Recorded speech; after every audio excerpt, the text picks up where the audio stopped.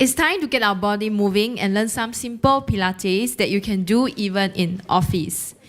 May we now invite Miss Teresa Show, lecturer, School of Sports, Health and Leisure, to lead us in the next segment. Ladies and gentlemen, it is again a very casual segment, all right? Because just now I have a lot of very sobering facts, I'm sure. And after 90 minutes of sitting, the oxygenation of the muscle, like what Miss Charlene La had mentioned just now, has gone quite low. Yeah. So too bad it's still in development. We don't have the monitoring yet. Otherwise, you probably see that stress level go up. Looking at all the nutritional facts. So here I am. Get you moving to reduce the stress, get more oxygen, go back to your lower back and all. So here I am, Teresa. So I teach in the diploma. I have management and promotion. We are into the upstream health, preventive health. Yeah. So I'm sure many of you have this problem, like what Ms. Lau had mentioned just now. 98% of all working adults have suffered some back pain through the age before. And I think this problem is going to a younger generation. My kid, 9-year-old, telling me, "Oh, mommy, I have low back pain all the time." This is a serious business here. And that's why Pilates is getting a lot of attention. It's one of the recommended way by orthopedics, physiotherapists to try it out. It's probably good for your shoulder, good for your back as well.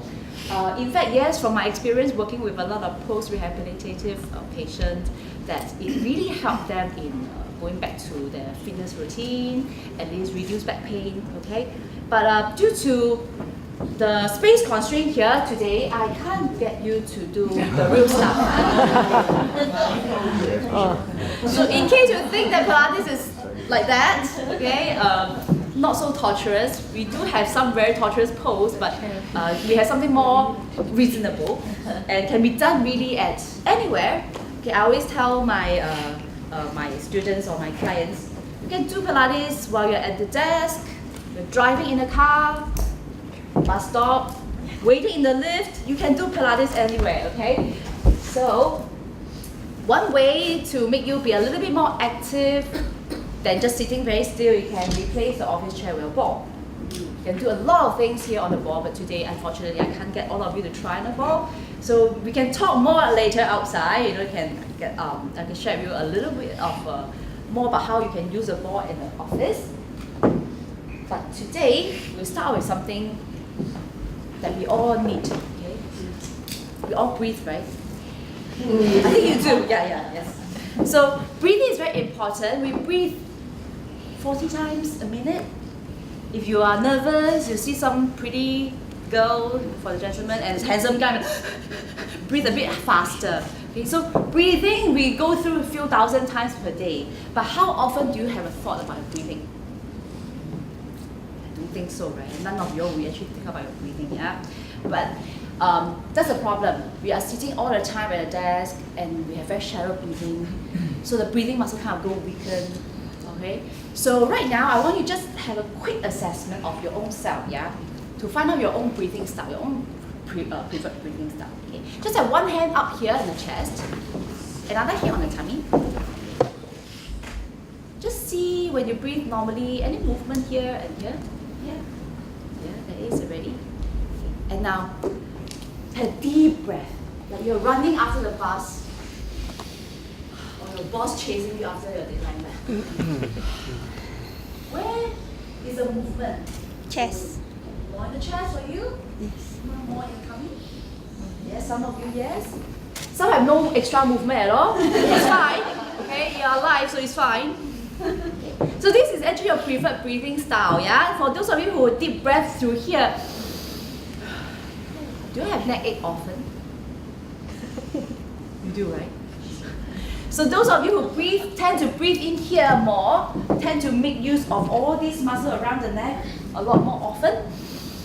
So when they run like this. Carry hand back also like this. Okay? And when they breathe, these muscles are so efficient and strong, they breathe in this way as well. Yeah? So we call it accessory breathing muscle. Okay? Overused a lot. And what about those who breathe through the tummy? Many of you do that as well, right? Which is perfectly fine. And if you do yoga, your teacher will probably telling you, oh, come on, breathing in using the diaphragm. And yes, we call this diaphragmatic breathing. Okay? Because when the diaphragm works, it pushes the intestine out. But the only problem is when we breathe in this way, we are letting go of something very important to help protect our spine, which is called the transverse abdominals. Okay, abs muscle, you know, people say Pilates for the core, right? So a lot of people thought Pilates is only for the abs, you need six packs. But six packs is the most superficial layer of muscle that you can feel if you have no fats. Those who can't feel the six pack, you also have six packs, okay? Just a bit more treasured, and then we cherish it so much, we bury under the soft, cushy things. Okay? But we have something deeper, okay? We have obliques muscle at the side that help us turn. We have something even deeper called the transverse abdominals that start from one side on the spine, near the spine, wrap around horizontally, and then go to the other side. So what happens when you use the transverse abdominals? It's horizontal layer, so it just grip everything together. So imagine this is your body, the waistline, okay? And you have this transverse abdominals, horizontal layer of muscle working it. What happened to your waistline? We are smaller, and it's also longer. Okay, so if you don't use the transverse abdominals well, like what I'm doing here. Okay, no photo, please. Okay, okay. This is the optical problem. Okay, you have big tummy, you have a sway back, and you're shorter. So, ladies and gentlemen, if you want to have this kind of waistline, small, slimmer, and taller, so just join the belly button in. That's your on-off switch. And I'm so much taller now. Okay. So sitting, always don't let us use our transverse abdominals because you're relaxing onto the support of the chair. The transverse abdominals doesn't work anymore. And that's why it starts to collapse by gravity. Okay, sitting down, it's a slouch, and then you walk out looking like this. Okay, so you don't want that to happen. So what should we do then? Okay, why don't we try another breathing style? Need a bit of concentration though, alright? So what I need you to do is to have your hands either put here, outside the ribs. If you have a very tight shoulder, you can even try this, but this one if you have may not be able to reach the ribs. So you have your hands here. That's right. And let's do some resistance training, okay? We have dumbbell for the arms, we have dumbbell for our ribs as well, for our breathing muscles. So I want you to squeeze very hard inwards, okay? So putting your hands here and just squeeze the ribs in. And you try to breathe in by pushing your hands out. So you will push when you're breathing out into your hands. And breathe out. One more time, breathing in into your hands. And breathe out. And then last time, yeah, breathing in into the hands while you're still pushing in, yeah, with your arms. And breathing out. We call this not accessory breathing, not diaphragmatic breathing. We breathe here and called lateral sideways breathing. So that I can hold my tummy in, I can still breathe because the lung can still expand. So what can we do? You can't be in office doing this. You can, yeah, sometimes. But everywhere we go, you can just hold your belly button in and just breathe into the bra strap for the ladies. Sorry, gentlemen. I know you don't wear a bra. Yeah. You can imagine you are wearing a heart rate monitor. So you're breathing into your heart rate monitor, breathing sideways. Or if your arm is by the side, you breathe into your armpit, you know, like expanding the armpit to the arm. Need a lot of concentration, yeah. But when you practice, you just get into your subconscious, and hopefully you can breathe more like that without thinking about it. So whenever I drive, red light junction, right? Oh. Practice lateral breathing. In the lift, waiting for somebody, waiting for the lift. Lateral breathing. So Pilates everywhere. Yeah. So I hope today, if you don't remember anything from me, at least you remember lateral breathing everywhere you go, when you're networking as well, yeah? So that is number one thing that we can do with Pilates in office. Number two, now I'm sure you can find, some of you already found the treasure, this band underneath. Can I get you all stand up?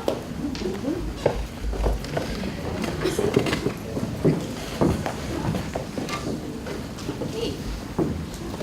Of course, you can get a band, put in office, put in a handbag, very handy, right? In fact, it's called gym in the pocket, yeah? You can also see that the traditional TheraBand in orange, you can use also just a towel, a long towel, you know, that you use the gym or just leave one in the office, okay? I'm not going to do resistance training today, alright? So what I want you to do, I want you to just face me over here because it's a nice photo all against the banner. But I also want to give you all more space, so you're all angled towards me. So half your body will be pointing to the side.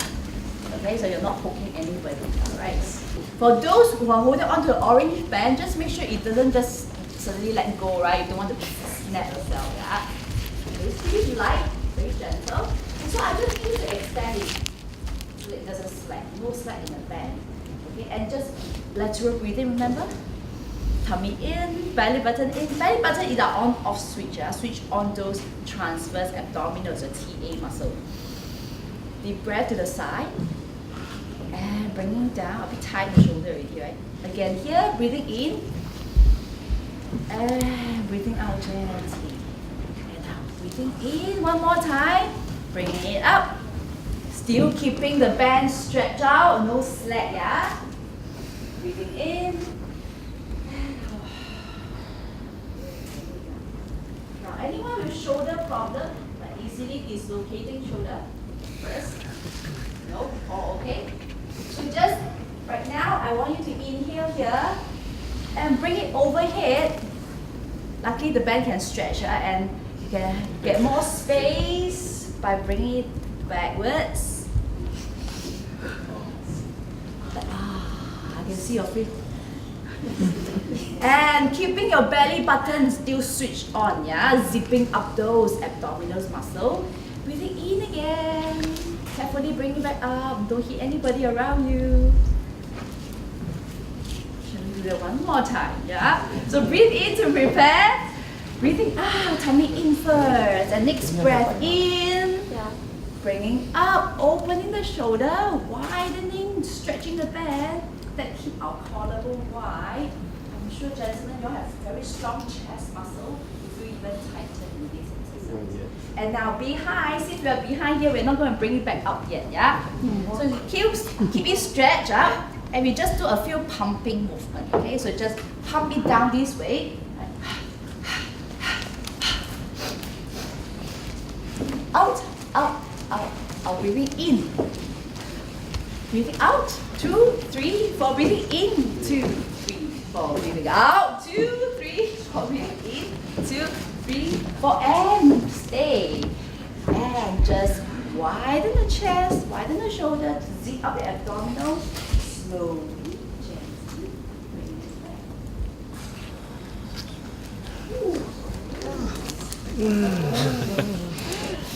Now, we have a little bit of stretches for the waistline. Remember, our waistline is all compressed. Just like remember plastic seat, we want to stretch them longer again, okay? So zip up your abdominals like you buckle up the airline buckle, okay? Now, same thing, stretch out your mat, your band. Have a wider stance, just a little bit wider. I purposely wear like this, okay, very tight dress. Normally I wear my sportswear, but today, to be fair, I want to be like you. So just a little bit wider than the hip. Yeah, so that you are more stable. Okay, so stretch your band out. Stand tall, zip up those naughty abdominals. Yeah, they have been on strike for past 90 minutes. So bring it back up one more time. Okay, everyone will reach your left hand up towards the ceiling while the right hand go down. No, more. Don't have slack in the bands, yeah? Leave them stretch. Breathing in here, push that left arm up a little bit more. And The other side, let's balance it. Inhale, breathing in. Keep the stretch, bend, no slack in the bend. The other side, keep reaching the right arm long. Tummy drawn in, yeah. Zip up those abdominals. And back here. One last set, okay, very last set. So have slimmer abdominals. And reaching up the left hand, bending over. So you should feel a stretch from the hand all the way, ribs, waistline. Keep planting your left foot into the ground. And the other side to balance off, yeah? And reach. It's normal if you feel one side much tighter than the other. We are very asymmetrical because of our lifestyle, the way we carry our phone, the way we hold our handbag. So if you feel whichever side tighter, just stay there longer. Coming back. Ooh, finally we are done. And I will let you sit down. In the office, how often do you sit like this? For me, for the first 5 seconds, then angry email, and then you start to sit like this, and that's how you end up having this posture, okay? And all this forward force is the force that's breaking our back. You know, like sitting is a new smoking, is because we are really taking away all the oxygen to the spine, and then we are compressing the spinal column together, causing slip disc and off. So what can we do when we are seated? Yes, we remember to sit tall, but don't forget to draw your belly button in. The transverse abdominals switch on, and that become like a little natural brace. Okay, so sitting from here, just do a little bit more extra working for the transverse abdominals. What I need you to do is to imagine there's a huge basketball in front of you. Okay, and holding on to your knee, or if your arm is not as long as mine, you can hold on to the under your thigh. Okay. You want to breathe in first, so the air will flow through your body. And exhale, draw your belly button in more to think of yourself rolling over the big basketball in front of you. And then sitting tall. Now think about, a lot of imagination involved. Imagine you are Iron Man or Iron Lady with a big chest light over here. Okay? So you want to shine the chest light up, ding, to the ceiling or to the screen. And again, exhale, round your body over the big basketball, looking down, check the belly button. Is the belly button drawn in? Yes? Good. And inhale, shine the Iron Man light up towards the screen.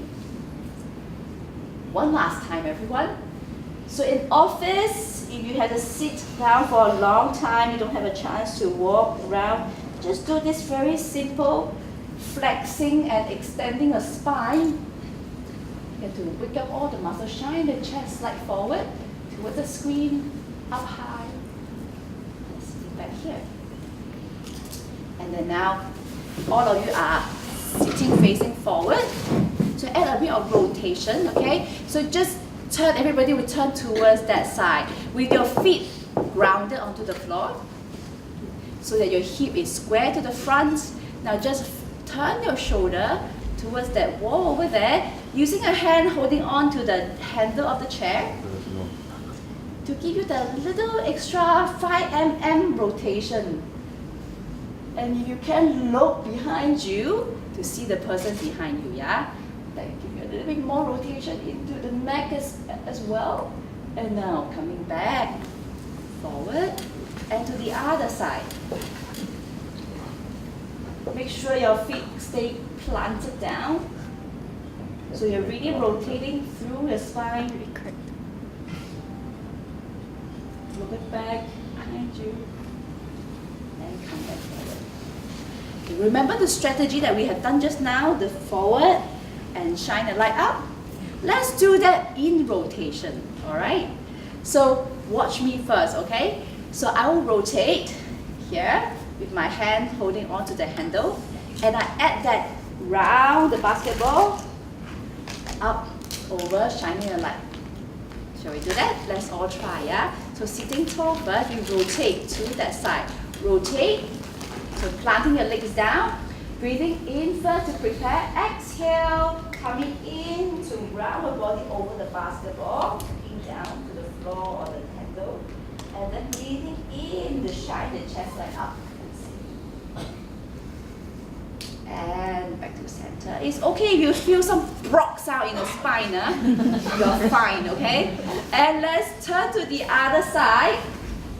Planting the legs down to the floor.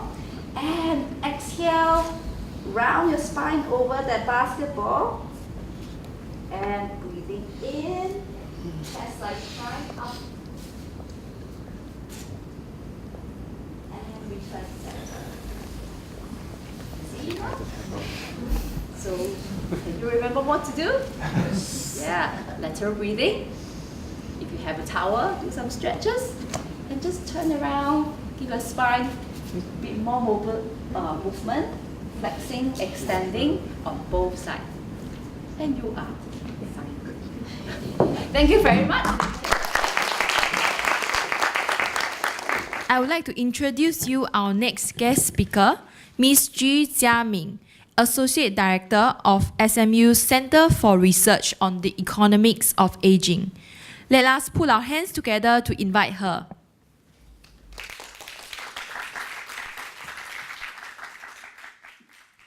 Thank you, Claire. Thanks, Priyanka, Suzanne, and James, everyone at Poly. So why am I here? We're talking about wellness. Now, this is my center. It has a very long name. I just call it CREA. I want to talk today because I'm a woman. You know, we have a lot of women here. And in our data collection, which I will introduce shortly, we do see a lot of gendered patterns, okay? So, you know, life course, I consider aging as a life course behavior. Our office is hugely intergenerational. The youngest is 22, the oldest is 74. So, you know, this is something we all need to go through. Since you're born, you start aging already. So, right, I will go through this. I was told I have 15 minutes, so please do give me a sign if I exceed my time. Now, before I introduce some of our insight, I would just talk briefly like why am I here and what this is all about. So CREA is a research center established in SMU back in 2014. And for a lot of, you know, Singapore has an aging problem. I'm from the United States, so we have an aging problem. A lot of countries have aging problems. It's very common for countries to monitor economic and social data. Why is that? You know, in the States, we talk about Obamacare as a economic and political issue because it concerns taxpayers' money. And it concerns economic growth, concerns development. In Singapore, we talk a lot about aging as is a mainly health issue.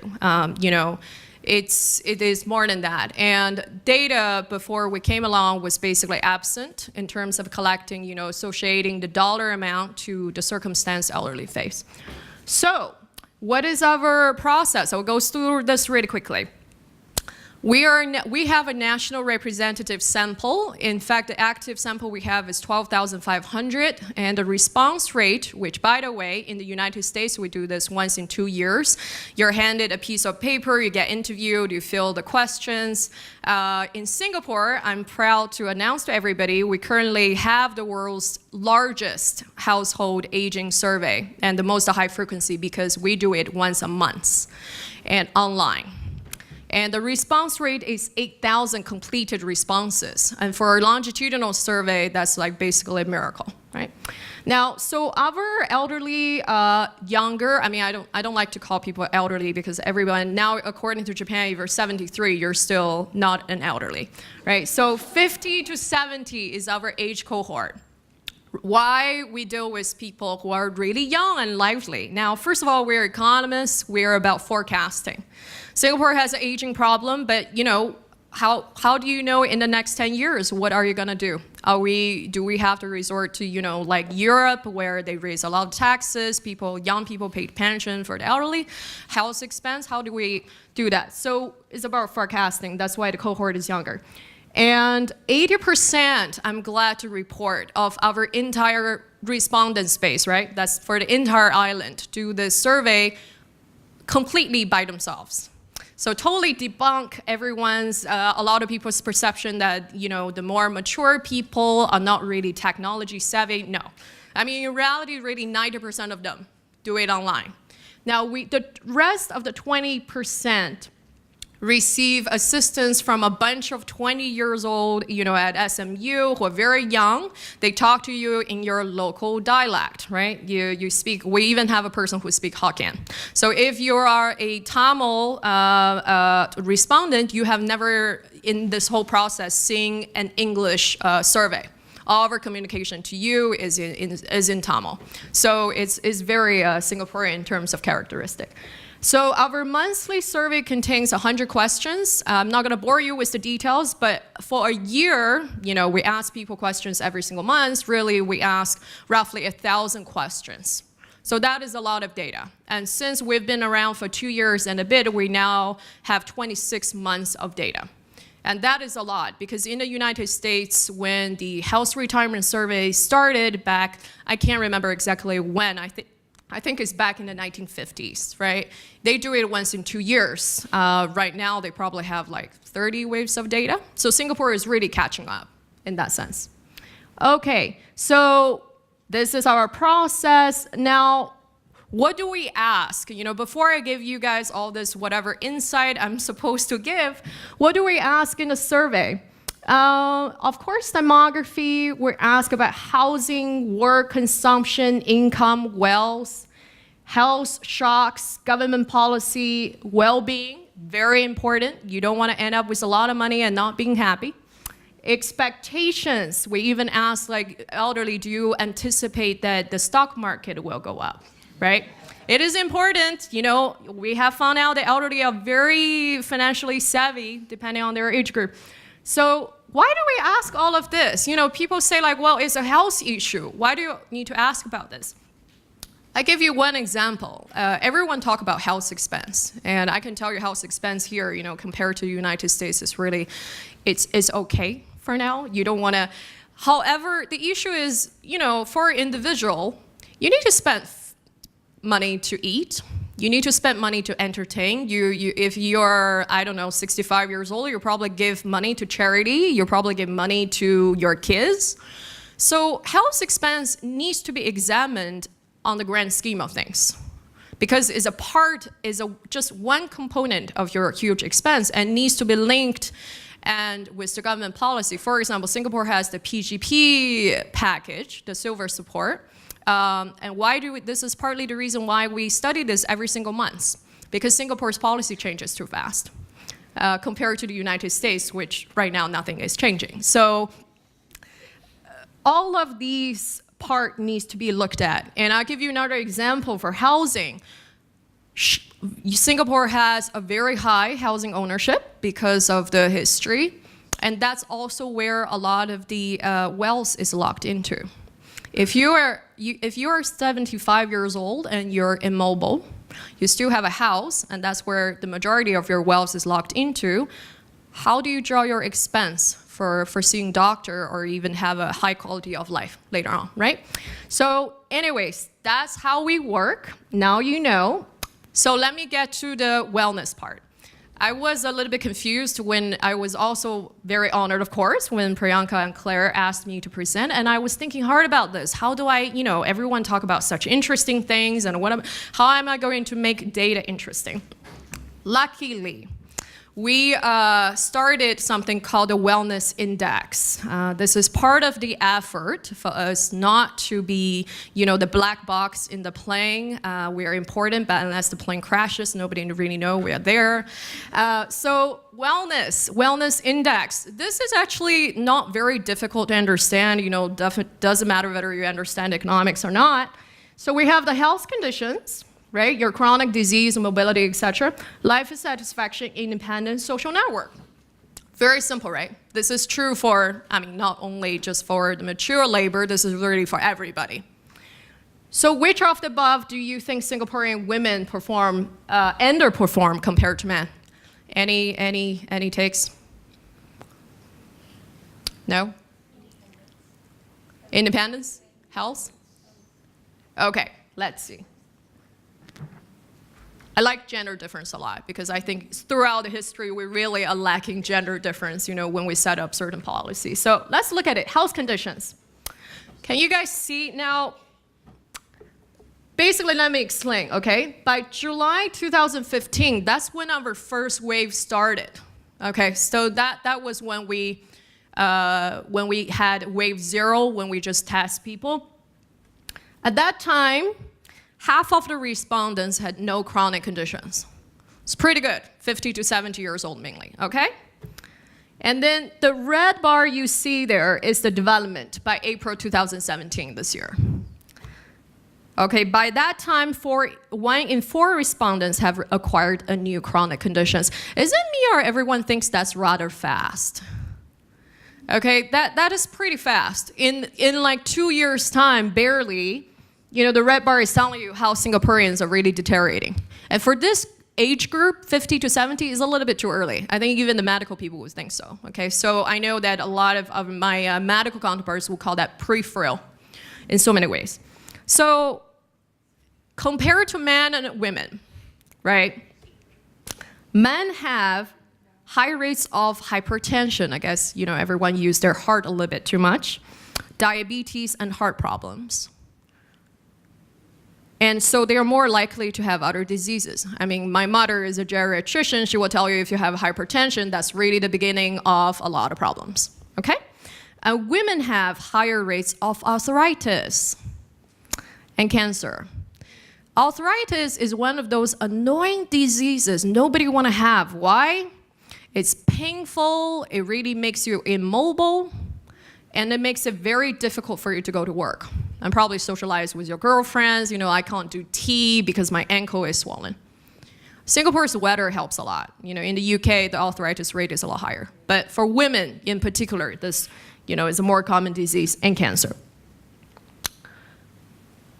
Life satisfaction. Now, as economists, why do we ask life satisfaction? Because I don't want to be sitting here giving a talk and you guys are like, oh, all you guys care about is money. Well, actually, we would like to think that we care about other things as well. So we ask people about their life satisfaction. Mental health is important, yada, yada, yada. I'm not going to dig deeper in that. Everyone knows.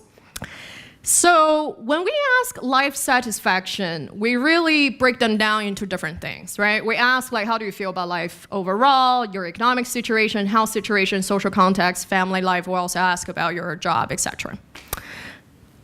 Women is the salmon color, and men is the color, I'm not so sure what color that is. So you see here, what does that mean? Women rate their well-being higher than men in all categories except health.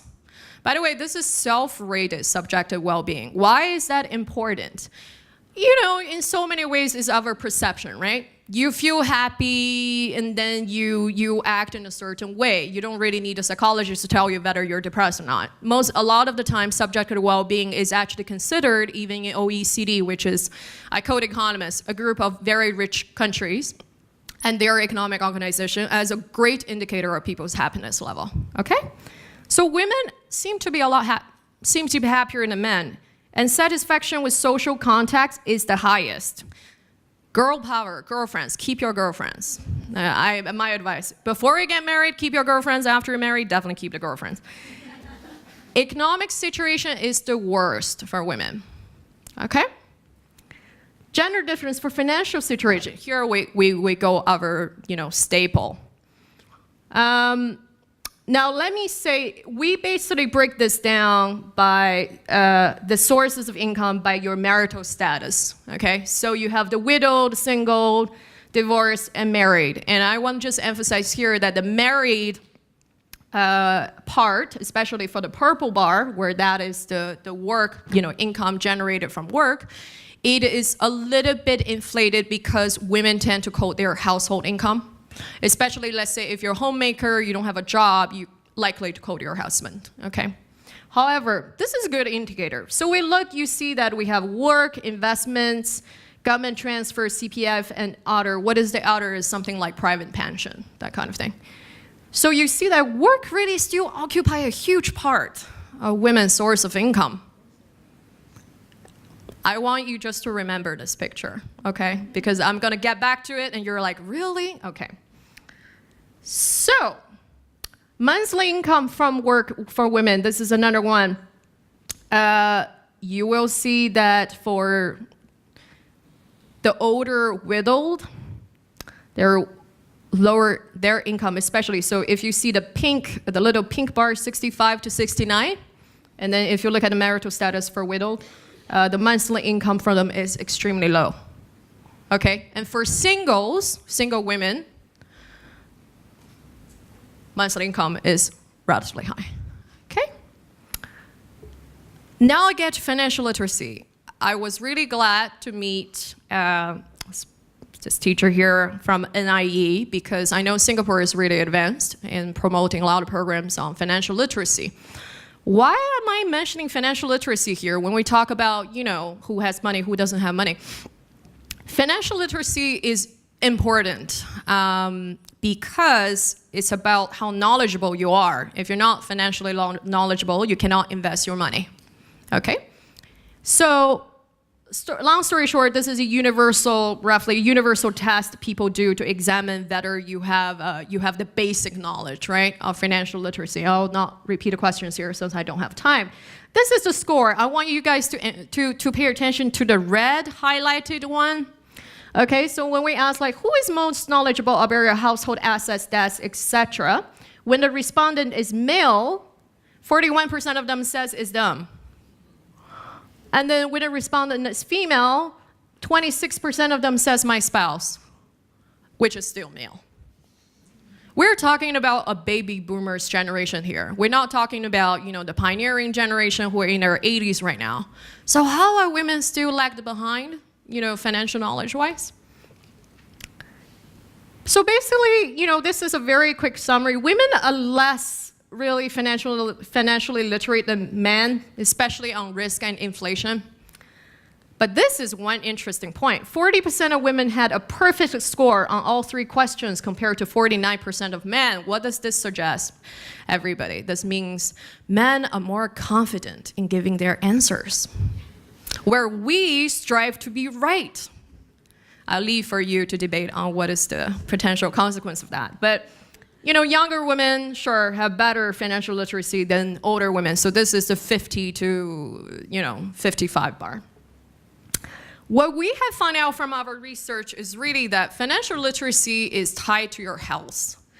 You're financially more literate is not that difficult to understand, right? If you're financially more literate, you know how to invest, you tend to have more money, and then you tend to take care of yourself better. But what I want to emphasize here is not the amount of money you have. You can have a lot of money, like a lot of people in the United States who have terrible health, who still eat burger all the time, 3 times a day. What's important here is that we find out that if you're financially more literate, people seem to have more knowledge of things. They take care of themselves better. They have more complex investments. Now, most of you might be aware that a couple of years ago, Singapore was rated as the most expensive country, city, state to live in. I am partially responsible for that study because I work for The Economist then. So this complex investment is very important for you guys. It's about sustainable retirement adequacy, right? So we talked some of this, and this is part of my really obsession. We saw that a lot of women are not working, right? But income really comes from jobs still.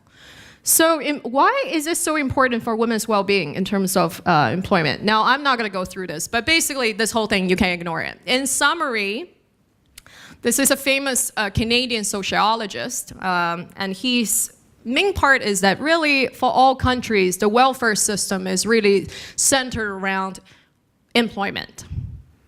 If you think about it, here in Singapore, you have CPF, right? And in America, we have 401k. So what does that mean? Historically, if the breadwinner, who is usually the man, trade unions are powerful because if you work, you have the certain benefit. Work determines what benefit you get, which is why women fellows, this is the reason why we get paid less, partly the reason, okay? So work is very important. Let's look at the employment trend for mature workers in Singapore. Now, at the age of 50, I'm glad to see that 80% of men are still working full-time. And then for the 70 years old, you know, they work roughly less than like 30%. Still a lot, right? And then some are unemployed, working part-time. So really, when people tell you that the elderly, you know, how do we get them back to work? I mean, really, if you look at a slightly younger cohort, they're all still working. Now it turns to women. At the age of 50, barely 60% of women are working full-time. And if you look at the 70, you know, barely 10%, right? But of course, when you go to hawker centers, we have all seen the elderly women, you know, walking around, and what are they? Well, they are concentrated in working part-time, the part-time stream, right? Why part-time job in particular in Singapore is not the best possible idea. You don't get CPF benefits, right? It's unstable. Let's say you fall, you hit your hip, you know, the next day, that's it. You can't work, there is no benefit, right? So then we have the large percentage of homemakers. You know, I mentioned prior, I asked you to all remember the graph of where the major income, you know, for women is from. If you're a homemaker, think where your income is going to be from, right, financially, from that perspective. So, expectation for work. Why did I include this slide? A lot of people say that, well, it's women's fault. You decided that you want to have kids early on, and then you drop out of job market, and you don't want to return to the job market. This is actually not true in Singapore's case. You know, when I mentioned about our category of data, I emphasize a lot on expectation. Now, expectation is very important for economists because that helps us forecast, right? So we asked today's 50 to 59 years old. This is both men and women. We asked them, do you anticipate you'll work full-time, you know, beyond 65? And then we asked another question, do you anticipate you'll work full-time beyond the age of 70? Now, the blue bar tells you a lot of people anticipate they will still work beyond the age of 65. And the red bar tells you in the current Singaporean market, for the 60, how many people beyond the age of 65 and 70 are still working. Okay? What does this mean? This means there is going to be a 50% rise in participation rate for older workers, and you guys are already seeing a lot of that in hawker centers. This begs a lot of questions. First of all, if they anticipate to work full-time, and the current condition only provides part-time, or like, you know, what we could call the gig economy. My center is doing a study right now on gig economy, on people who drive Uber and Grab, you know, a lot of them are elderly. But they expect to work full-time. Where are the jobs for them?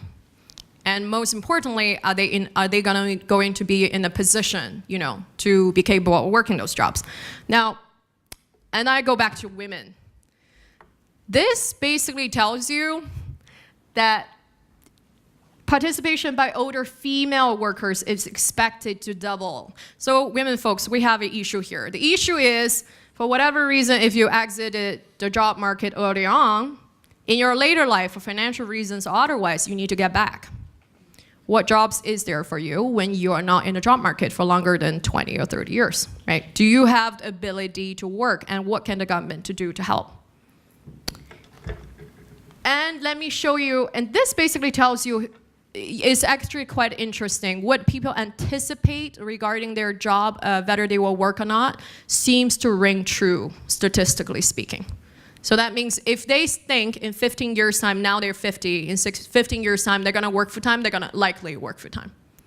Okay, so this is very important for everyone to take note. I would like to share this graph. This is actually from the OECD. Do you notice something weird about this graph for Singapore, which is the red one?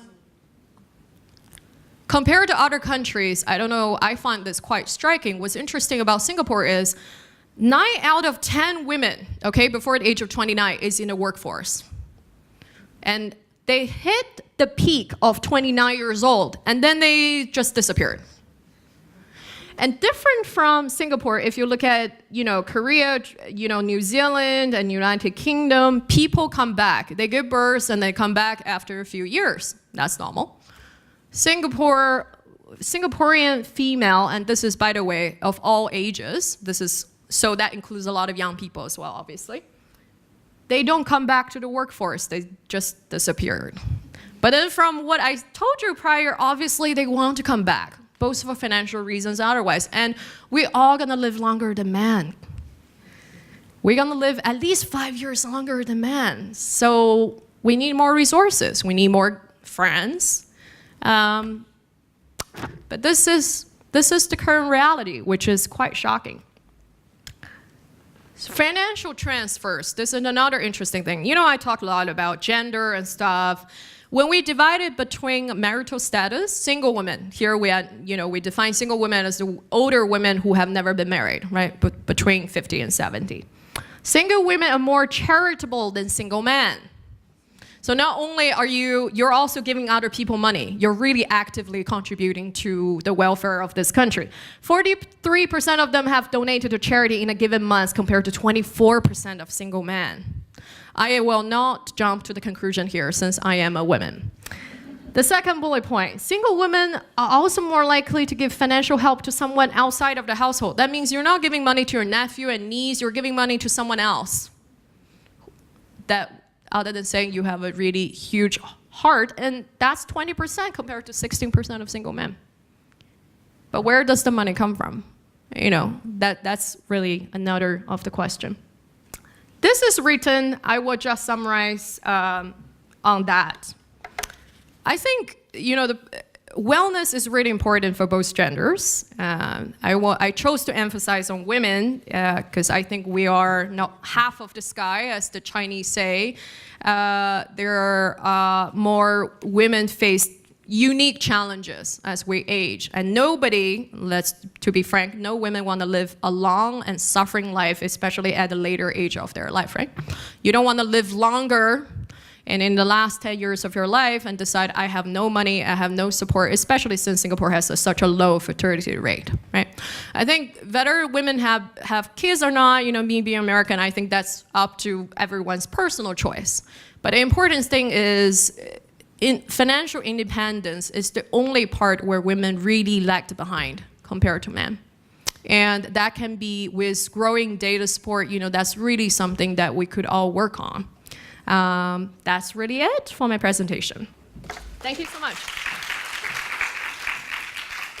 I do have a few questions. My first one is for Charlene.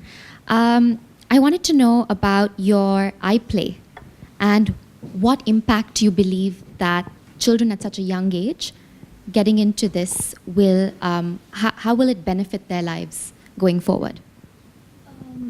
The iPlay is meant to, there are two parts of the iPlay. The first part is on motor assessments.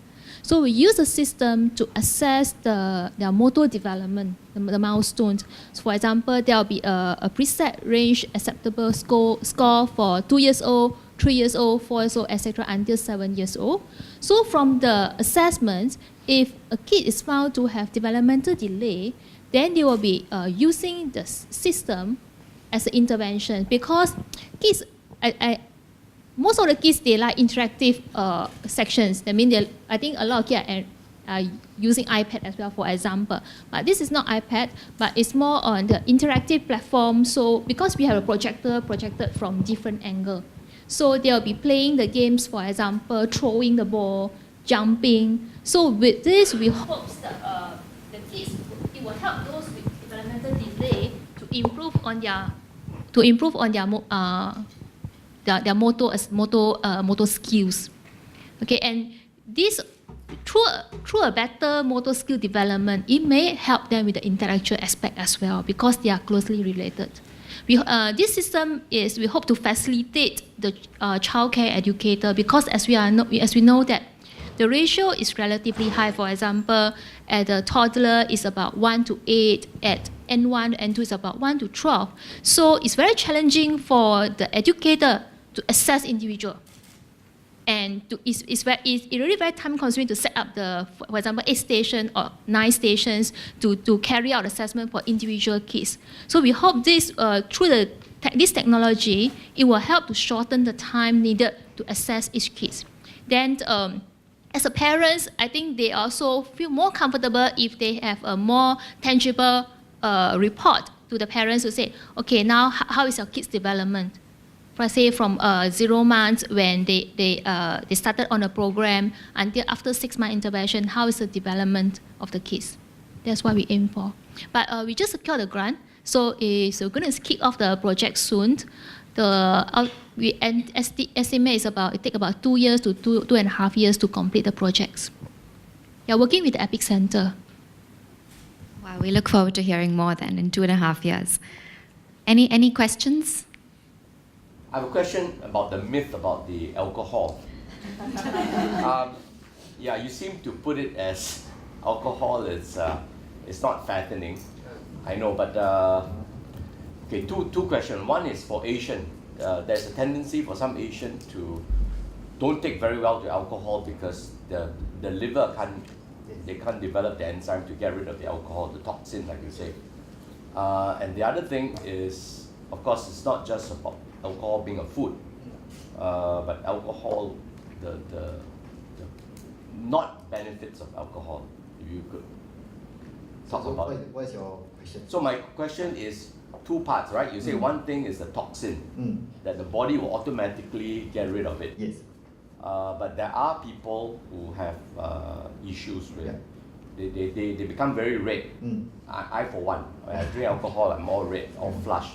Some people tend to say that it's actually healthy, but No. actually the doctor tells me it's Yeah, it's because I'm lacking in some kind of enzyme. So perhaps maybe you can talk about that. The other thing about it is that the calories with alcohol, you say that is easily being It's used up. Yeah. I don't know. Because this is something that I hear for the first time. Okay, regarding on the flushing things, right?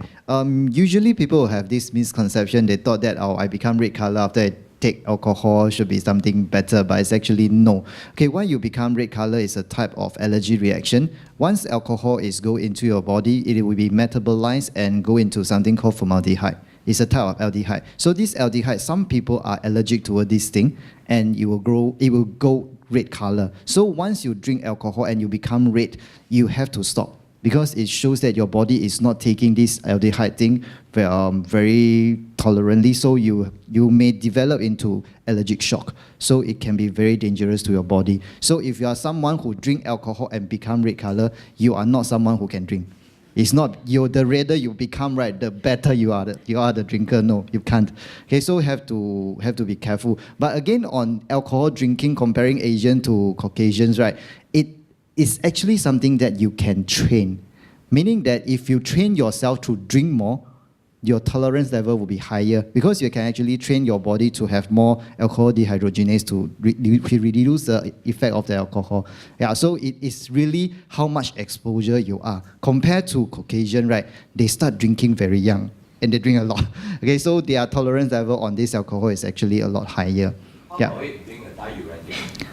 Diuretic is the same as everyone because alcohol is not really a beverage. Okay, it's something that actually removes water out from your body. So the more you drink, the more thirsty you are going to be. So what about the calorie things you want to know? No, because you were saying that the calories, Yeah, it's about 7. 7. Yeah, 7 calorie. Your body will use up. Oh. Yeah, it doesn't stay because our body don't keep alcohol. Alcohol is a toxin. So drink but don't eat. Yeah, that's the point. You drink and don't eat. Yeah. Yeah, thanks, panel, for the sharing. I have 2 questions. The first one has always in my heart because I was thinking of with the technology, there has been things like measurements of the pulse and all these things on the wearable devices. And actually, I like to go for more of the fundamental because the 3 highs, the cholesterol, hearts, the blood pressure, okay, as well as the glucose level. So I was thinking of let's say for blood pressure, why is it that it is still not common, not our way of life to have some wearable?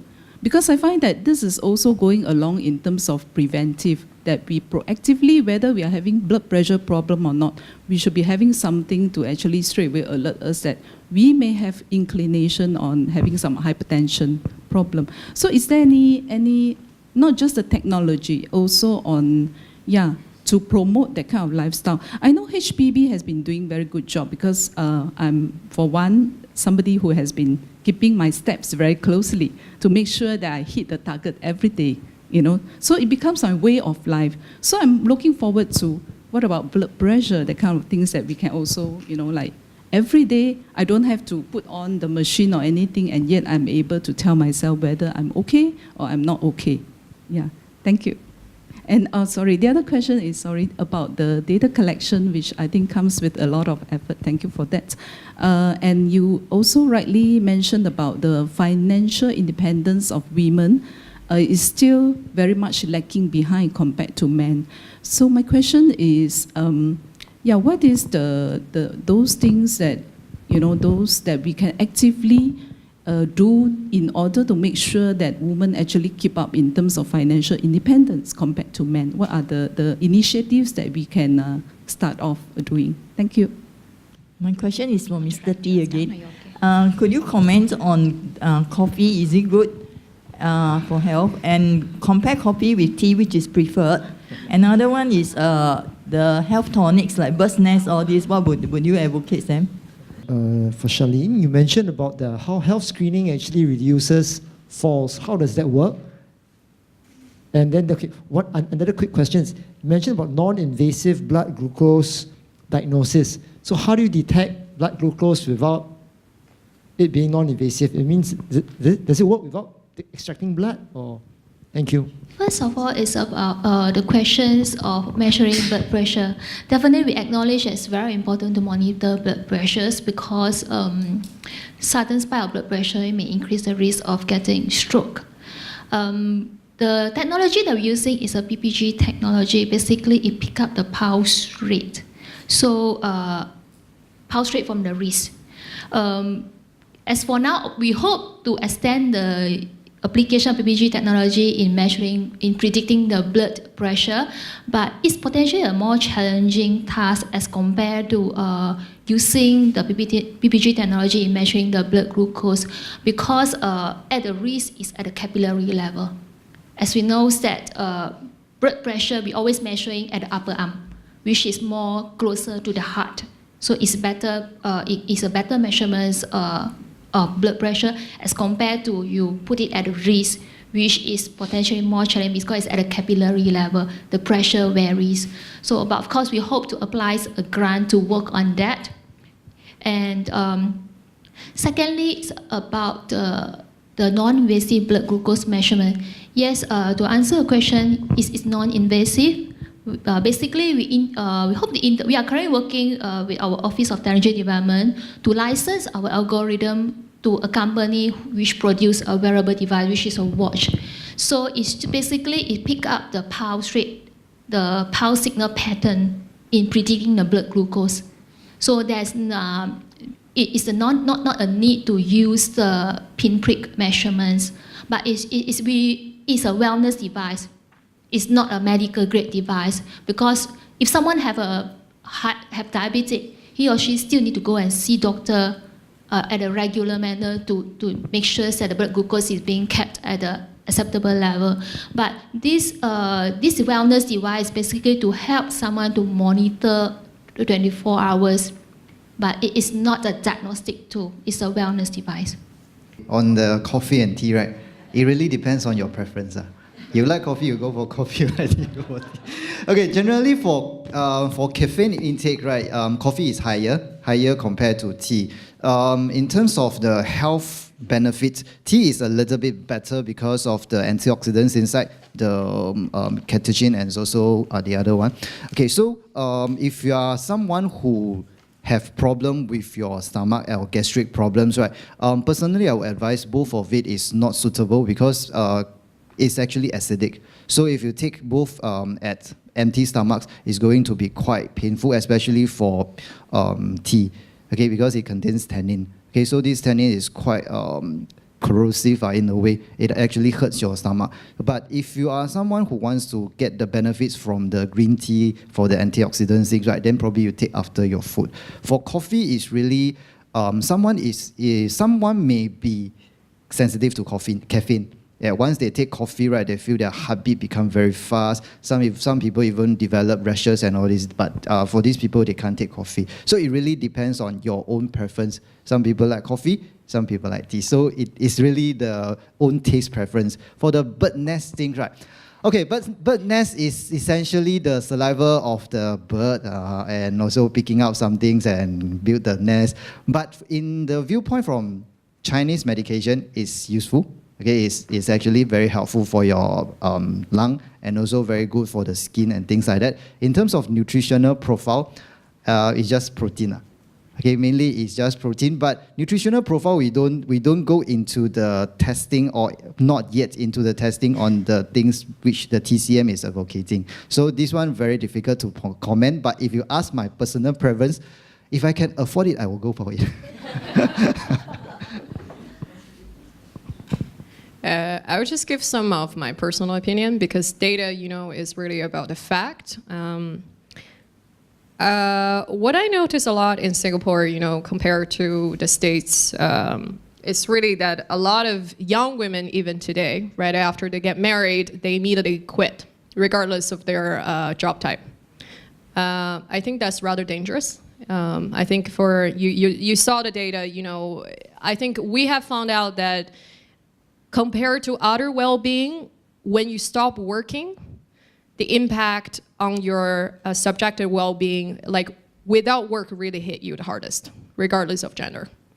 It's normal. I'm not trying to sell everyone on this, you must work. I think, true feminists would say it's a choice, right? If you devote to your family and you work from, you serve your family, that's totally fine. And, but employment does give you a lot of sense of purpose. For women to stay in touch with the reality, not really, we've all heard this anecdote story. Women are caregiver, especially stepmothers. You're just, when the husband is dying, if you're the stepmother, you're still the one doing the main caregiving role, and all the children like, well, you're the stepmother, so go for it. I think women need to be more outspoken. First of all, talk to your husband. Like, if you don't know about the money issues in your family, you really should learn, and you should feel comfortable for asking to do the joint investment together, regardless of whether after marriages or joint wealth. Especially in Singapore, when you don't have when the court doesn't recognize prenups before marriage. The other thing I want to emphasize is intergenerational talk among women. I think, CREA really is the person who introduced me to a lot of the goodness of Singapore. Without her, I would be totally lost. And I think Sharon Foster is really great in the sense because it brings women from all age group together. There is a lack of talk now. You don't want your daughters, your granddaughters' generation to make similar mistake as the older generation. As a data collection organization, our official word is that we don't want intervention. We want to see how data evolves. But my personal as a woman, personal opinion is that mothers are always the ones young women look up to, especially when you also decide to have kids, right? So there needs to be more talk collectively, and not just about let's put up with certain things, but like, this is what I learned, don't make that mistake, or to talk about more things that not just the women talk, but about money, about fulfillment, about work, and all these important things. And tell them to come to Sharon Foster program. It's really good. Thank you. I think it's been fantastic, 5 different perspectives. That's fantastic, and so many different things. I'm just going to very quickly summarize it for us. We had Charlene, who spoke about the preventive approach on healthcare, which was about active aging, wireless technology, physical activity, and health literacy, and motor development. We then had Dr. Bhalla, who spoke about food innovation and how the components were health, availability, affordability, and taste. We moved on to Professor Chi Hu told us about 8 fantastic myths, but I think what I took away from it is that it's all about balance. Then we had Teresa, and I don't think any of us will forget that, and allowed us to get through this session and actually focus on each of the amazing things that were being said. And I think finally we had Jia Ming, who spoke about the Wellness Index, which is so very fantastic, and how health, life satisfaction, independence, and the social network are also interrelated. So thank you very much. And I think I'm going to hand over to Kaylin. A huge round of applause.